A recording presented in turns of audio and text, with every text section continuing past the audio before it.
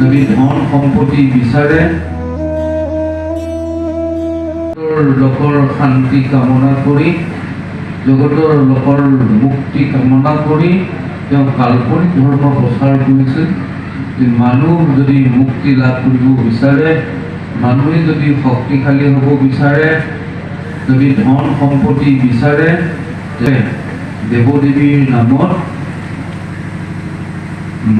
দেৱদেৱীৰ নামত জীৱ বলি দিব লাগিব।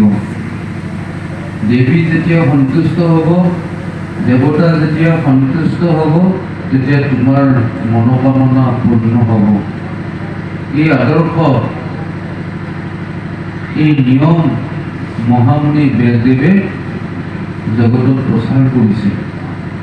আৰু ব্যাসদেৱৰ বাক্যক্ৰমে মানুহে মুক্তি লাভ কৰিবলৈ, ধন সম্পত্তি লাভ কৰিবলৈ, শক্তি লাভ কৰিবলৈ, দেৱতাক সন্তুষ্ট কৰিবৰ কাৰণে দিনে নিশাই হাঁহ, কুকুৰা, ছাগলী আদি নীৰৱ প্ৰাণীবিলাকক বলি দিবলৈ ধৰিলে।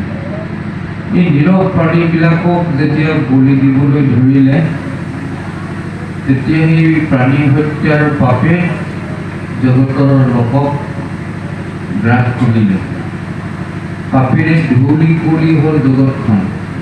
আৰু এই ধৰ্ম প্ৰচাৰকৰ্তা মহামুনি ব্যাসৰ শান্তিবিহীন হ'ল। উগুল থুগুল মনেৰে তেওঁ দিন অতিবাহিত কৰিবলৈ ধৰিলে। মনত মুঠেই শান্তি নাই, বাতুলতাৰ জীৱন ধাৰণ কৰিব লগা হ'ল।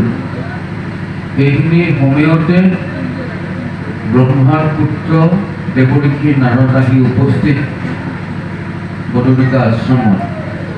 দেৱঋষি নাৰদক দেখি মহামুনি ব্যাসদেৱে আঠে বেঠে উঠি গৈ তেওঁৰ চৰণত প্ৰণাম জনাই ধূপ ধূনা জ্বলাই আদৰি আহিলে আৰু বহিবৰ কাৰণে সুন্দৰ আসন প্ৰদান কৰিলে। দেৱঋষি নাৰদে আসন গ্ৰহণ কৰাৰ পিছত মহামুনি ব্যাসদেৱে কৈছিল, হে দেৱঋষি নাৰদ, আজি মোৰ কি মহাভাগ্য, আপুনি আজি মোৰ আশ্ৰমত পদধূলা পেলালে। এই কুশল আগমনৰ বাৰ্তা মোক ক'ব লাগে। তেতিয়া দেৱঋষি নাৰদে মহামুনি ব্যাসক কৈছিল, হে মহামুনি ব্যাস, মোৰ আগমনৰ খবৰ তুমি পিছত ল'বা। মই পিছত ক'ম মই কিয় তোমাৰ ওচৰলৈ আহিলোঁ। প্ৰথমতে তোমাৰ খবৰ কোৱা, তুমি কেনে আছা? তুমি ভালে আছানে? মই অনুমান কৰিছোঁ তোমাৰ মনত তিলমাত্ৰ শান্তি নাই। তুমি উগুল ধুগুল মনেৰে দিন অতিবাহিত কৰিছা। তুমি 4 বেদ 14 শাস্ত্ৰত পাৰ্গত।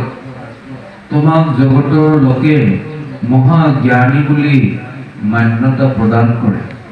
তোমাৰ দৰে ইমান জ্ঞানী এজনৰ মনত কিয় শান্তিবিহীন হৈছে?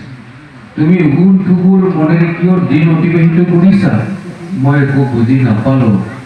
তেতিয়া মহামুনি ব্যাসে দেৱঋষি নাৰদক কৈছে, হে দেৱঋষি নাৰদ, আপুনি ঠিকেই অনুমান কৰিছে। সঁচাকৈ মোৰ মনত তিলমাত্ৰ শান্তি নাই। মই উগুল ধুগুল মনেৰে দিন অতিবাহিত কৰিছোঁ। আপুনি ভগৱানৰ অংশ অৱতাৰ, অগাধ বুদ্ধি হওক। আপুনি মনৰ সমস্ত কথা জানে। গতিকে মই আপোনাকেই নিবেদন জনাইছোঁ, মোৰ এই মনৰ অশান্তিৰ কাৰণ কি আপুনি দয়া কৰি ক'ব লাগে। তেতিয়া দেৱঋষি নাৰদে মহামুনি ব্যাসক ক'লে, নাৰদ বদতি শুনা, মহামুনি ব্যাস, তুমিহে কৰিলা সবে জগতকে নাক। অনিৰন্তৰে পুখুৰলো আইলা তুমি প্ৰাণ,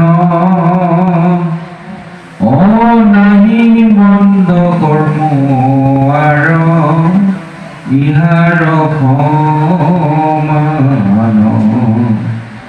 নিৰন্তৰে পুৰুষ আইলা তুমি প্ৰাণ অনাহি মন্দ কৰ্মৰ ইহাৰ সমান।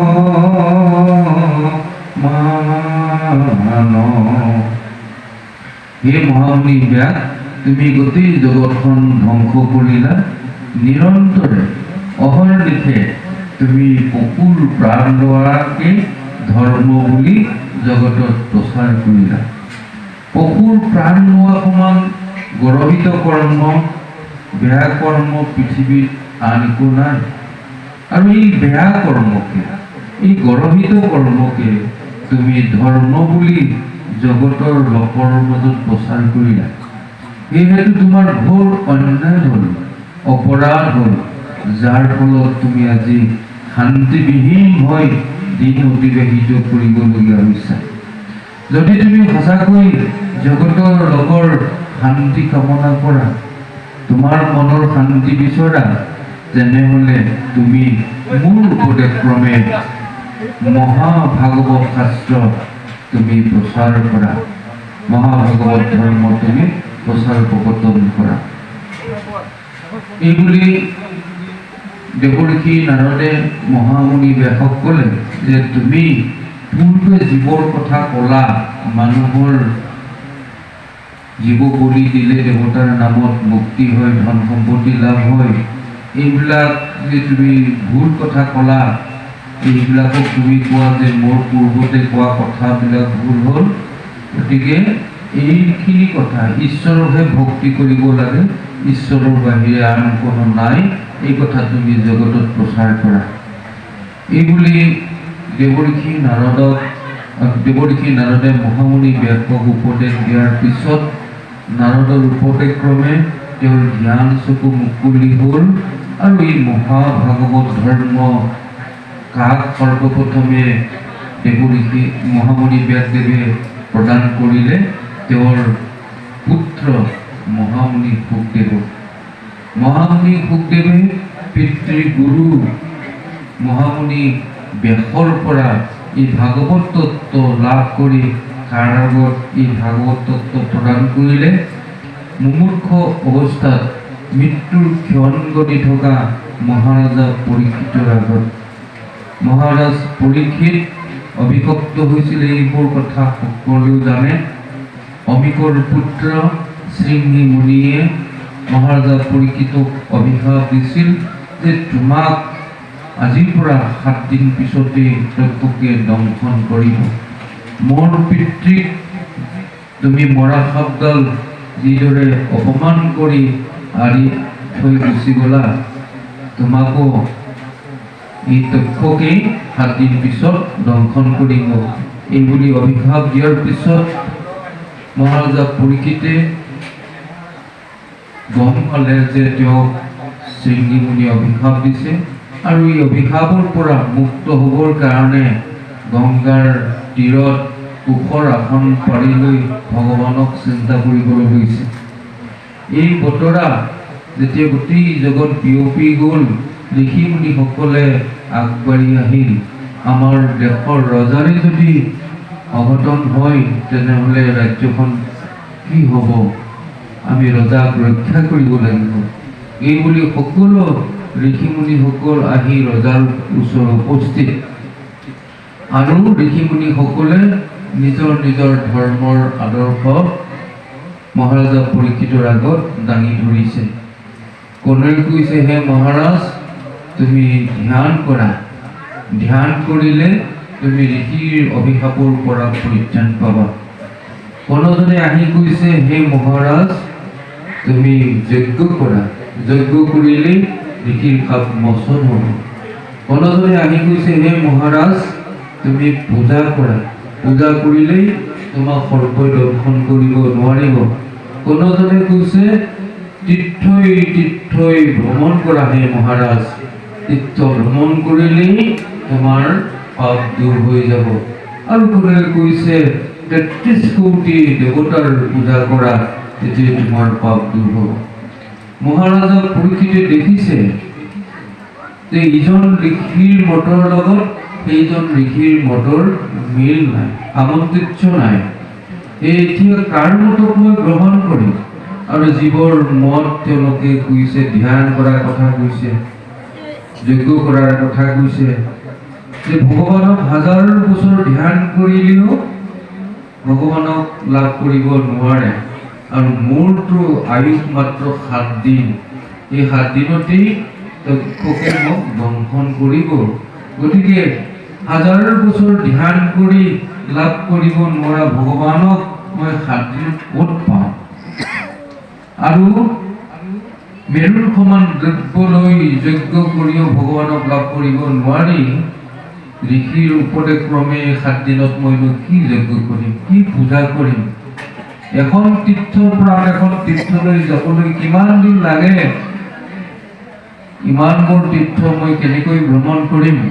সেয়ে কাৰো মত গ্ৰহণ নকৰি মহাৰাজা পৰীক্ষিতে মৌন হৈ ভগৱানকেই চিন্তা কৰি থাকিল। এইখিনি সময়তে মহামুনি ব্যাসৰ পুত্ৰ শুকমুনি আহি মহাৰাজা পৰীক্ষিতৰ ওচৰ পালে। মহাৰাজা পৰীক্ষিতক ক'লে, হে মহাৰাজ পৰীক্ষিত, আপুনি যদি মোৰ কথা বিশ্বাস কৰে তেনেহ'লে মই শ্ৰীমদ ভাগৱত শাস্ত্ৰ আপোনাৰ আগত মই ক'ব বিচাৰোঁ। আপুনি শ্ৰীমদ ভাগৱত শাস্ত্ৰ শ্ৰৱণ কৰিলে এডাল তক্ষক নহয়, হাজাৰ হাজাৰ তক্ষকে আহি তোমাৰ শৰীৰত দংশন কৰিলেও তোমাৰ শৰীৰত বিষ নালাগিব। তুমি মাত্ৰ মোৰ পৰা বিশ্বাস আৰু শ্ৰদ্ধা সহকাৰে ভাগৱত শাস্ত্ৰ শ্ৰৱণ কৰে। তেতিয়াই মহাৰাজা পৰীক্ষিতে মহামুনি শুকক কৈছিল যে মোৰ সময় নাই, মই মাত্ৰ 7 দিনেই জীয়াই থাকিম, এই 7 দিনত ক'ত মই মুক্তি লাভ কৰিব পাৰিম? তেতিয়া মহামুনি শুকদেৱে কৈছিল যে তুমিতো 7 দিনেই জীয়াই থাকিবা। শতাংগ মহাৰজাই 2 দণ্ড আগত মৃত্যুৰ কথা জানিছিল আৰু এই 2 দণ্ড সময় ঈশ্বৰৰ নাম লৈ তেওঁ মুক্তি লাভ কৰিব পাৰিছে। তুমিতো 7 দিনেই জীয়াই থাকিবা, এই 7 দিনত কিয় তুমি ভগৱানৰ কৃপা নাপাবা? নিশ্চয় পাবা। মোৰ পৰা বিশ্বাস আৰু শ্ৰদ্ধা সহকাৰে এই ভাগৱত শাস্ত্ৰ শ্ৰৱণ কৰা, তেতিয়াই তোমাৰ বাঞ্ছিত ফল লাভ হ'ব। এইবুলি মহামুনি শুকদেৱে মহাৰাজা পৰীক্ষিতক অভয় দি ভাগৱত শাস্ত্ৰ শুনাইছে আৰু মহাৰাজা পৰীক্ষিতে প্ৰশ্ন সহকাৰে বিশ্বাস আৰু শ্ৰদ্ধা সহকাৰে ভাগৱত শাস্ত্ৰ শ্ৰৱণ কৰিছে। এনেকৈ এদিনকৈ 7 দিন এই দ্বাদশ স্কন্ধ ভাগৱত শাস্ত্ৰ শুক আৰু মহাৰাজা পৰীক্ষিতৰ মাজত শ্ৰৱণ কীৰ্তন হ'ল। ঋষিসকল কিন্তু শুকে কোৱা কথাখিনি মন কাণ দিয়া নাই। তেওঁলোকৰ অহংকাৰ, আমি ইমান ডাঙৰ ডাঙৰ ঋষিবোৰে এই মহাৰাজা পৰীক্ষিতক একো গতিমুক্তিৰ ব্যৱস্থা দিব নোৱাৰিলোঁ। এই উলংগ শুকে যে নিজে কাপোৰি পিন্ধিব নাজানে, তেওঁনো কি ধৰ্মৰ কথা ক'ব? আৰু এই ধৰ্মৰ কথাবিলাক শুনিলেনো ৰজা পৰীক্ষিতৰ কি লাভ হ'ব? এইবুলি অহংকাৰতে তেওঁলোকে শুকৰ পৰা ভাগৱত নুশুনি অন্য কথাতহে তেওঁলোক মগ্ন আছে। এনেকৈ এদিনকৈ 7 দিন ভাগৱত শ্ৰৱণ কীৰ্তন হোৱাৰ পিছত মহাৰাজা পৰীক্ষিতক মহামুনি শুকদেৱে কৈছে, হে মহাৰাজ পৰীক্ষিত, আপুনি এতিয়া মোৰ পৰা ভাগৱত দ্বাদশ স্কন্ধ ভাগৱত শ্ৰৱণ কৰিলে। এই দ্বাদশ স্কন্ধ ভাগৱত শ্ৰৱণ যিহেতু কৰিলে, আপুনি এতিয়া অজৰ অমৰ হ'ল। আপোনাক এডাল তক্ষক নহয়, হাজাৰ হাজাৰ তক্ষকে আহি দংশন কৰিলেও আপোনাৰ